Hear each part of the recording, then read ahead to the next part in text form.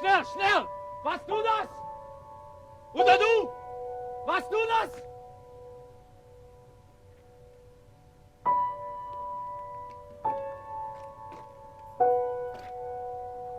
Eins, zwei, drei!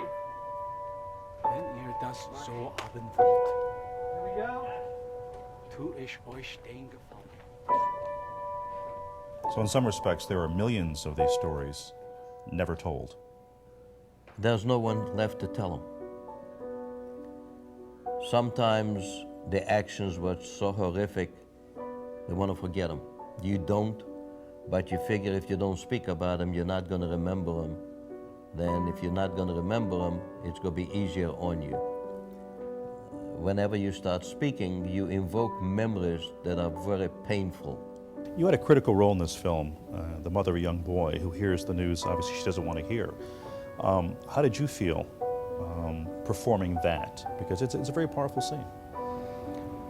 I was like emotionally touched, and I just remembered also in stories what my grandma told me, like when someone came to their house they haven't seen like for years because of the war, and so I could totally relate and think like she would tell me like someone would appear like 10 years later she hadn't seen before. Well, I went to the camp. I was something around 16 years old. You can't help but become involved and emotional. You know, you feel yourself get choked up sometimes just watching it. Yeah, it's an amazing project. I think that as a minority, to be honest with you, looking at the world, it's hard. Not everybody plays fair.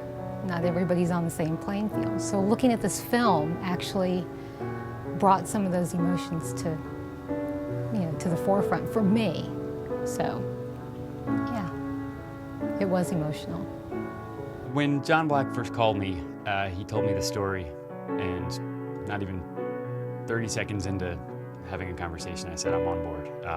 Not only was I ready to do something creative, but it was a good story and it was a meaningful story. In the whole realm of such a massive tragedy, here is this story of hope and one man's ability to find hope in a hopeless situation, and subsequently the coward's journey of redemption out of several different hopeless situations to finally rise above. That really is the reason that this particular story is important, though all the stories have equal value. It was really about a family that had been torn apart. Really, you're talking about the father of the boy and the husband of the wife that has just been torn apart by what happened, in that period of time. And I guess as people today, we don't realize, the effects, of war and those kinds of things and what they can do to people. And that shows you in a microcosm, how badly and how it can affect a family. This was more about situations that bring out our best and our worst. There is a drive within me to help educate people that you can be better than what you really are. Most people don't realize their inner strength. So I hope people come out thinking about that on the different levels, because there's a lot to that story than just a concentration camp event. In those darkest of times, a hero surfaced, and he was incredible. And in the end, the coward walks through, his demons, and then comes out in the light at the end as well to redeem himself. And I think that's incredible. I think that's an incredible story. Ich pass. Schau mich an. It gives me the chills every time I watch it. Not just because of the work that we all were able to do, but just the story. During the portions when we were actually doing the filming, you sort of forgot about the equipment, which is saying a lot because never having been around that sort of thing, I found it all pretty fascinating. How'd you get involved in the project?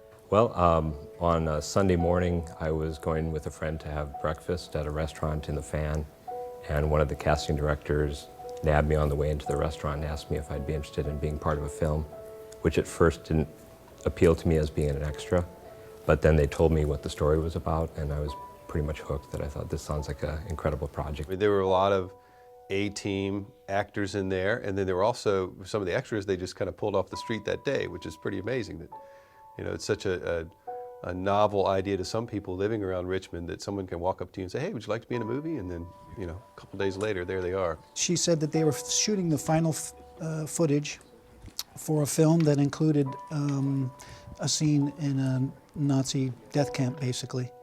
And she looked directly at me and said, would you like to be an extra? I'd never done anything like that before, probably never will again. And I thought it would be real interesting, which it was.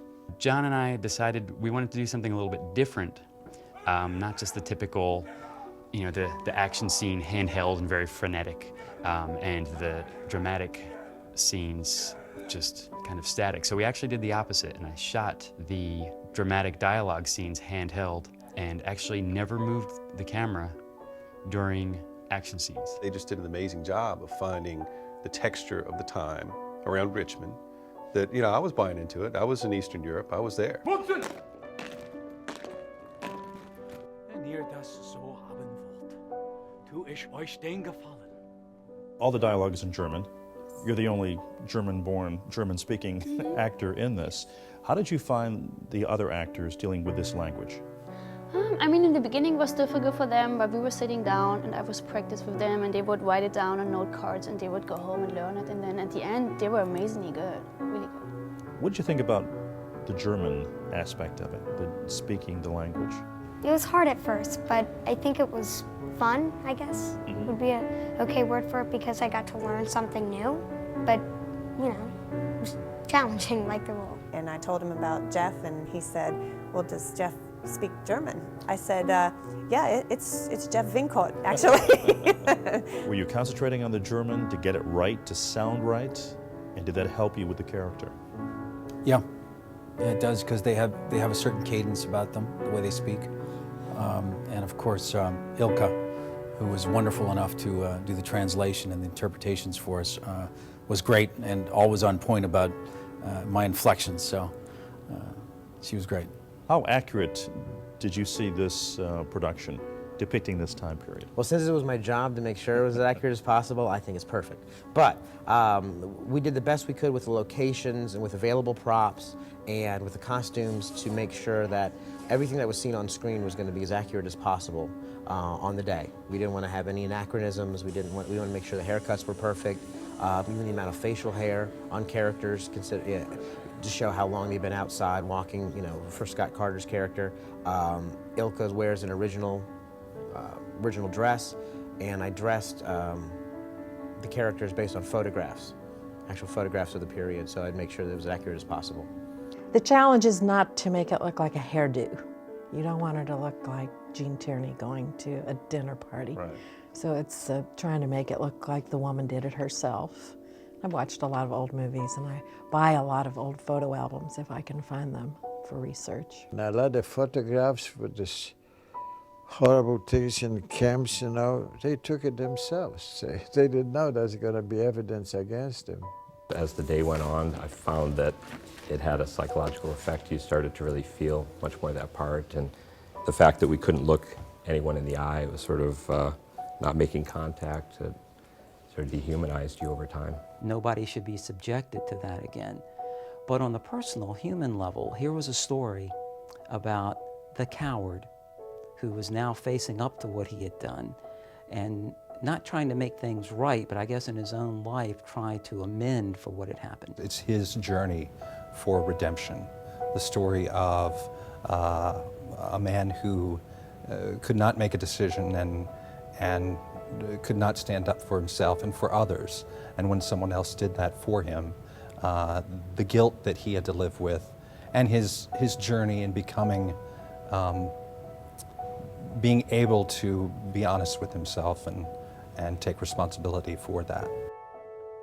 I can't imagine having to live carrying that around all the time, knowing that you were, you know, the cause of someone's death. I lost my father, my sister. There was about 14 people in our family, uncles, cousins, nephews, and all that, you know, so that was bingo. And you were the only one that survived?